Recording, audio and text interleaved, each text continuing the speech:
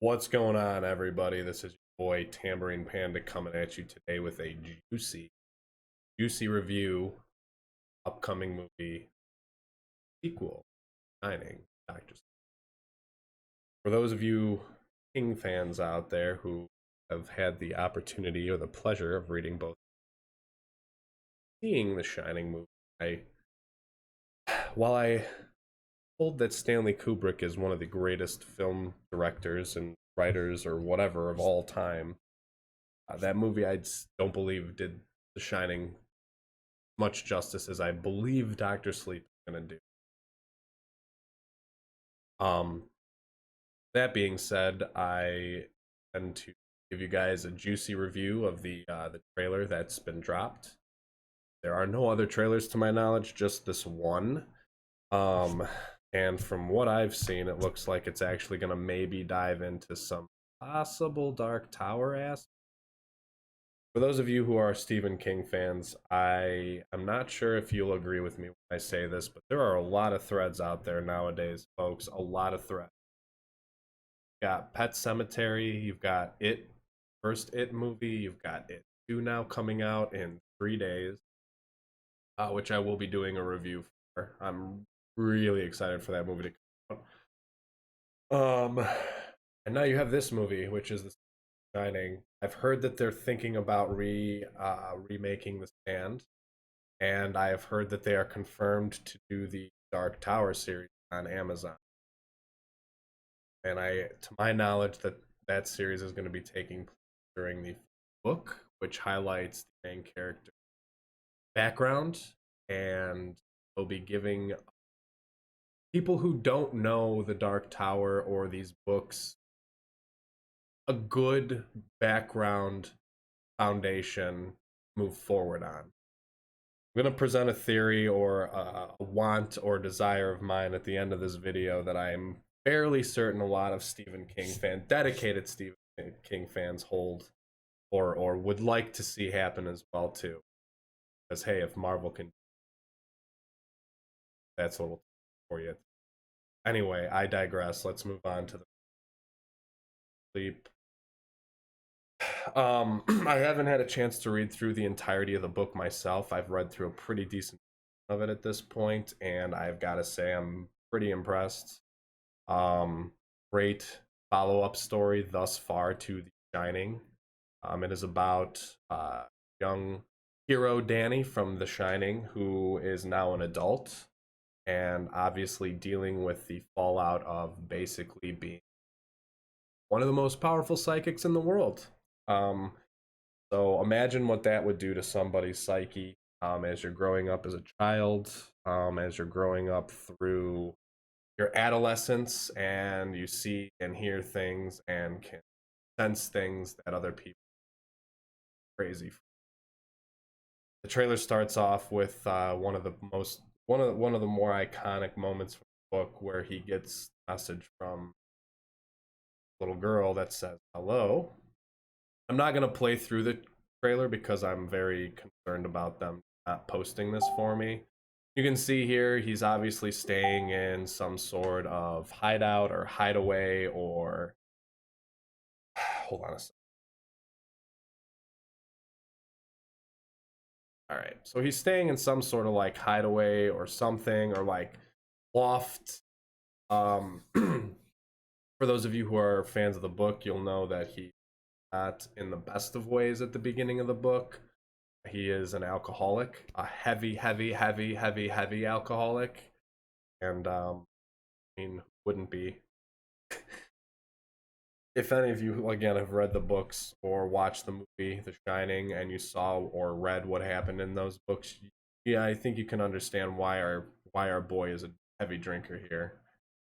Does it to kind of dull and dampen the senses and kind of blur everything out so he doesn't get these visions as clearly or doesn't get these psychic intuition as powerfully as he used. You all remember The Shining.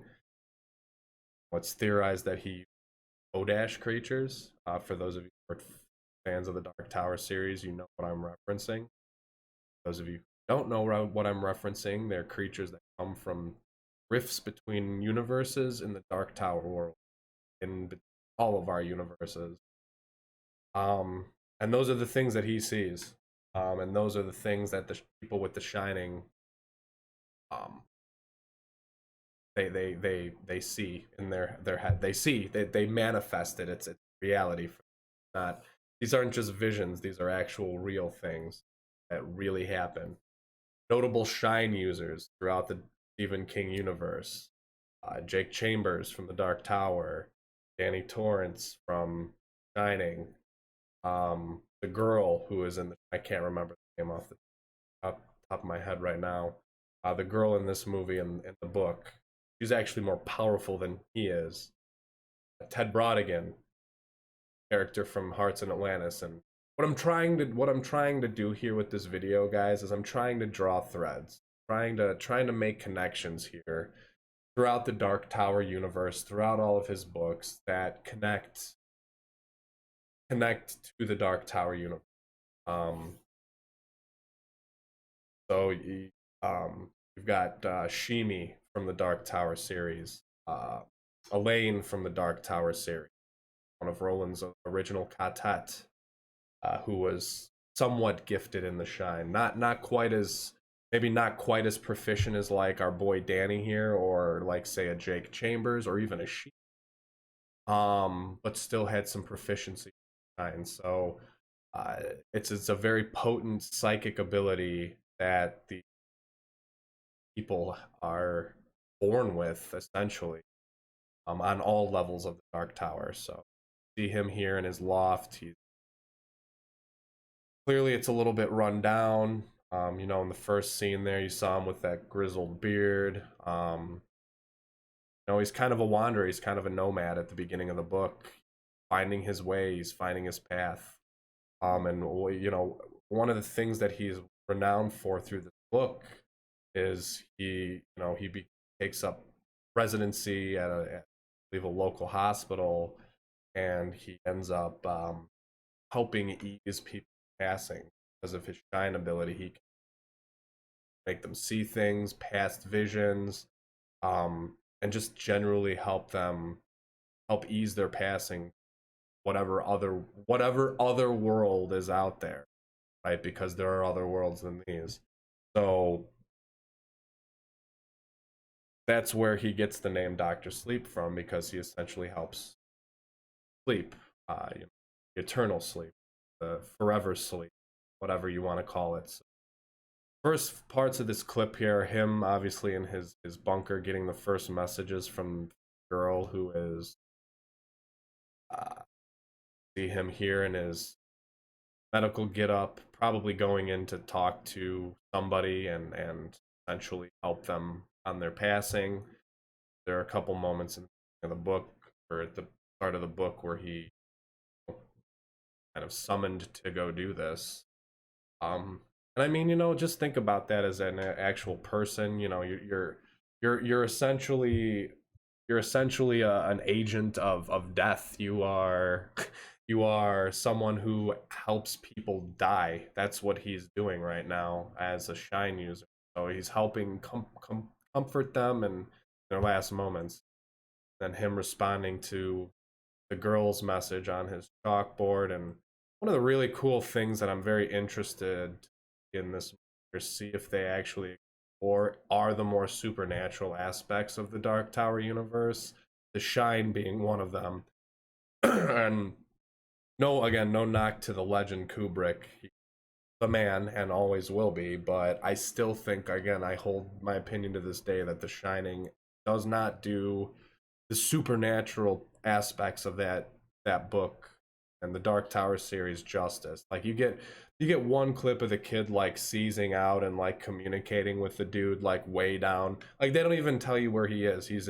I think he's in Florida if I'm not mistaken, and they're all the way in Colorado. So he's sending a telepathic message like 2,000 miles away for this dude to come and come and help them out or whatever. It's a powerful, and obviously all this the images that he's and stuff throughout the Overlook Hotel, and then his dad's eventual I believe there's something bigger going on at the Overlook Hotel than we're led to believe.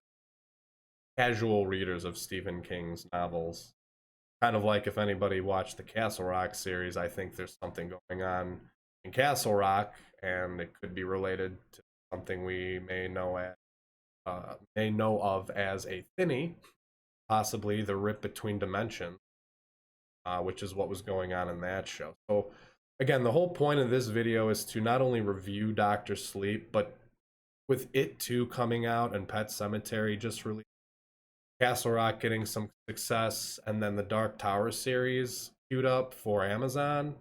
There are a lot of threads, a lot of things that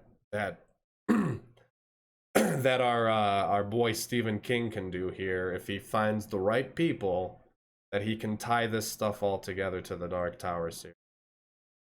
One of the coolest things about this trailer is silence throughout the whole thing, and they really kind of, and there it is, the iconic red rum that he sees after he gets tossed off his bed.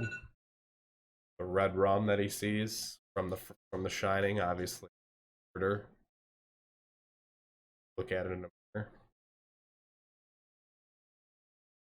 So the whole thought process here, the whole point is to show you just how powerful this girl is that has the Shining. He's thousands of miles away. I'm pretty sure if I remember the book's settings correctly, like he's all the way up in like Montana or like Wyoming, and she's all the way down in Texas. And she's sending these vivid, clear images. There's our first glimpse of our female protagonist, our young lady with the shine.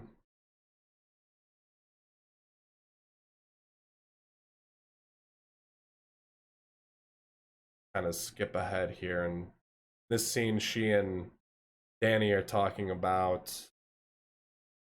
She's a Obviously as a kid, you look at this sort of stuff maybe and you see it, kids imagination and whatnot. So she looks at it like it's magic. She's doing crazy magical things, and he's like, I used to run into these things and bump into these sorts of things all the time from other worlds and other dimensions and universes, and I don't necessarily think I'd call it magic. I'd refer to it as the shine. And then our first glimpse of the True Knot group of antagonists that I am speculating are they're not level 1 vampires, but they're probably level 2 or level 3 vampires if I had to take a stab at it. They essentially gather shine essence so that they can as steam, and then they use that to prolong their life. So it's in essence an energy vampire that essentially takes shine energy and converts it into life essence that they can live for eternity. So he's explaining to this girl, Danny is now through this scene, that he's known people through his life that have had this ability and this talent, and they've all died. They've all met some gruesome or horrible death. Most likely to this group, the True Knot, their leader. Her name is called Rose the Hat. Very excited to see just how deep they go into the whole vampire thing with Dark Tower, because vampires in the Dark Tower series and in the Dark Tower universe very very prolific.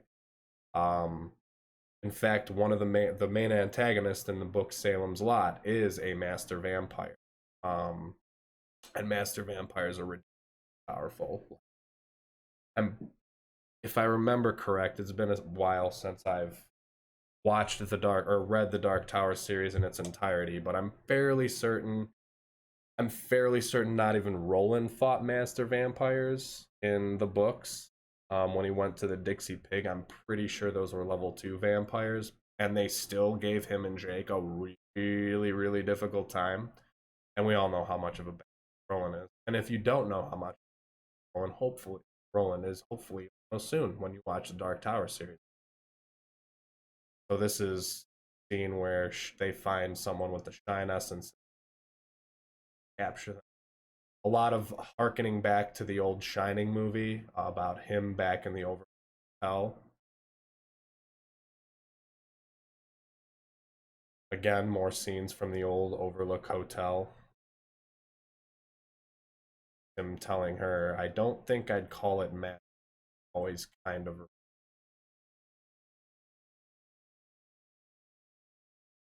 Sorry, I'm getting chills doing this review because I mean all of the things that they've done over the last couple of years with Stephen King stuff really leads me to believe that something bigger is happening here, and maybe one of these days we as King fans will finally get the Crimson King reveal that we kind of.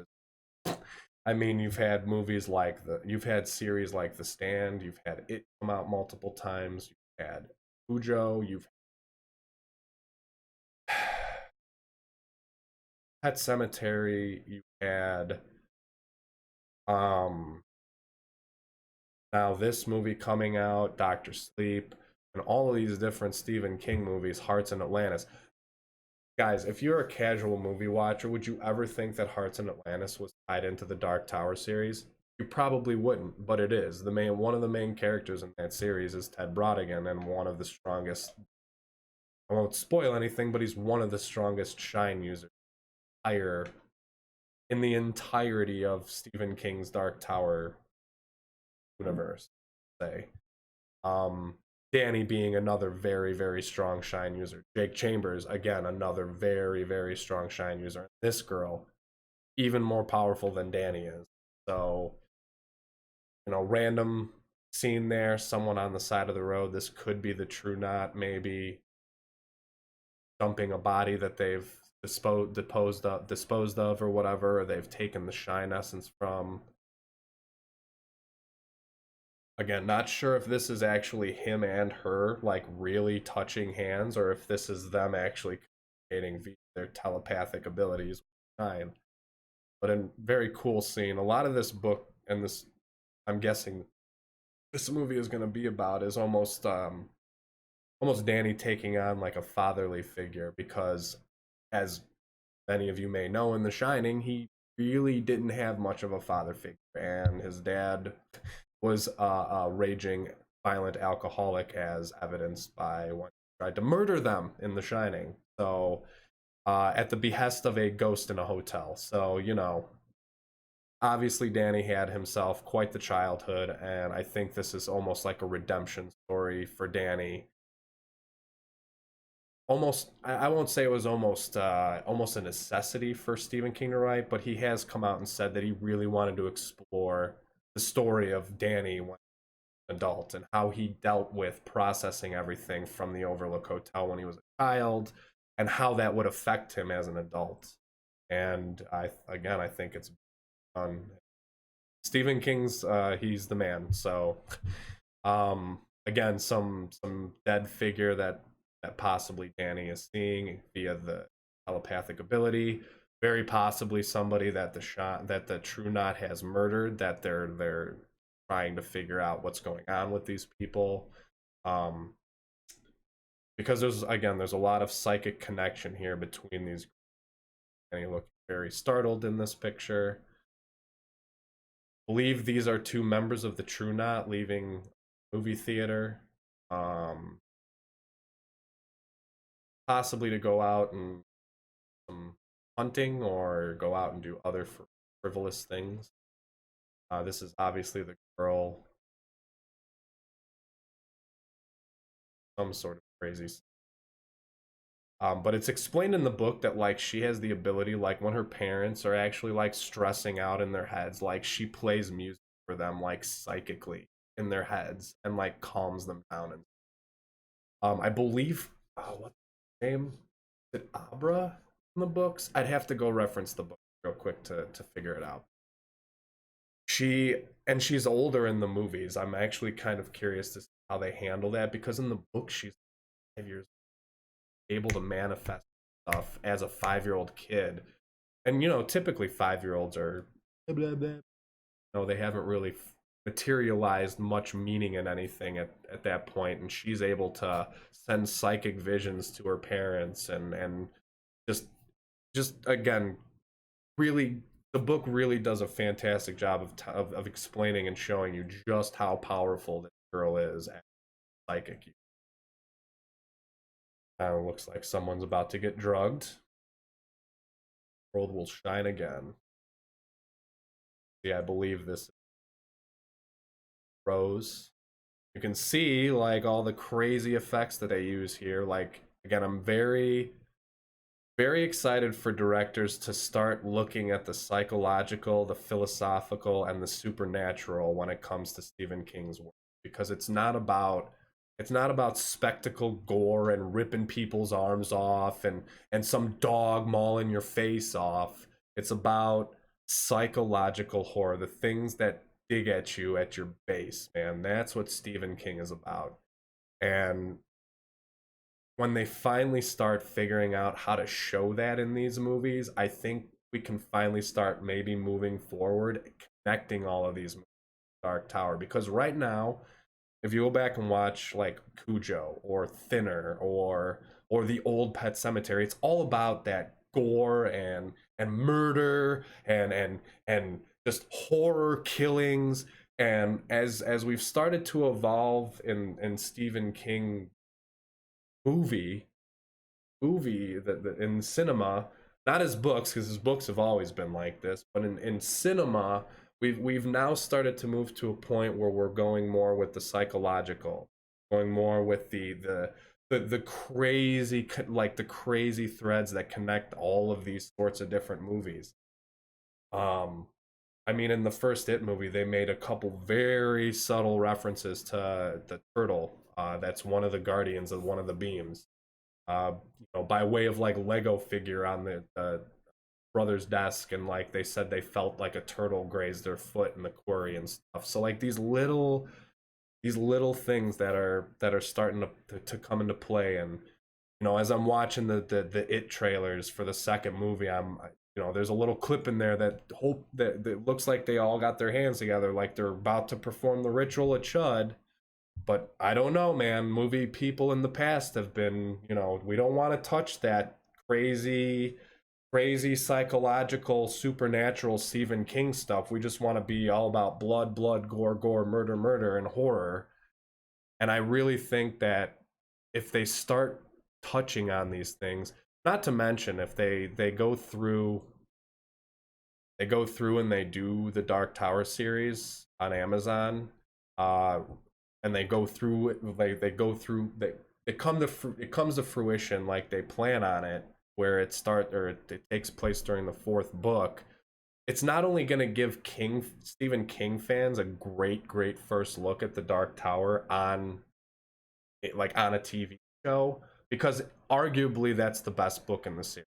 And we can have another video discussion about the Dark Tower and which books are good and which books aren't, etc., etc. But I really think that was a brilliant move on their part, on Stephen King's part, on Amazon's part, whoever it was that said, let's start with book 4 first, because not only does it give Stephen King fans the most beautiful look of at the main character in the Dark Tower series of all the books, it gives new people coming into this uh, a way to learn about the main character of these books, of this entire series.